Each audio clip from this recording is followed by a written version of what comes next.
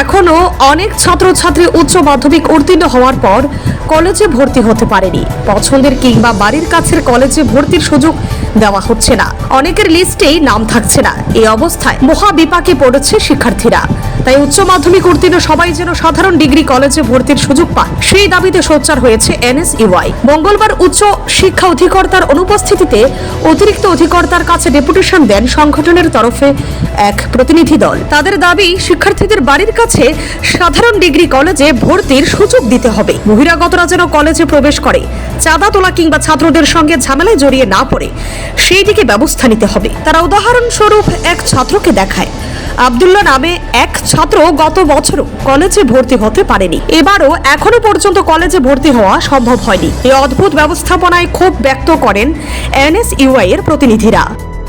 ছাত্রছাত্রীরা বিনা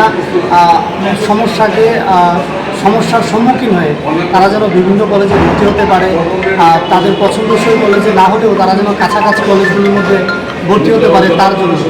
আর আমাদের কাছে এটাও এসছে, আমরা আমাদের ডিমান্ডে রেখেছি যে বিভিন্নভাবে কলেজ কর্তৃপক্ষের কিছু অংশের লোক জড়িত থাকা অবস্থায় বহিরাগত কিছু ছাত্রছাত্রীরা কলেজ ক্যাম্পাসে ঢুকে ছাত্রছাত্রীদের কাছ থেকে ব্যাপক একটা টাকা ইনকামের জন্য তারা তাদেরকে বাধ্য করছে, যে বলছে যে আমাদেরকে টাকা দাও, আমরা ভর্তি করিয়ে দেবো।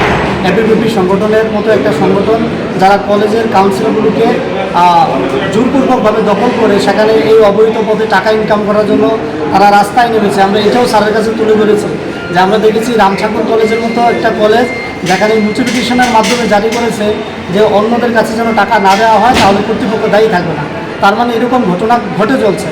আমরা আজকে এডিশনাল ডাইরেক্টর স্যারের কাছে এই তথ্যটা তুলে ধরে বলেছি যেন উনি অনতিবিলম্বে বিভিন্ন কলেজের মধ্যে যোগাযোগ করে নোটিফিকেশনের মাধ্যমে কলেজ কর্তৃপক্ষকে অ্যালার্ট করে যেন ছাত্রছাত্রীদের কাছ থেকে কোনো অবৈধ সংস্থা টাকা না নিতে পারে তার ব্যবস্থা করার জন্য।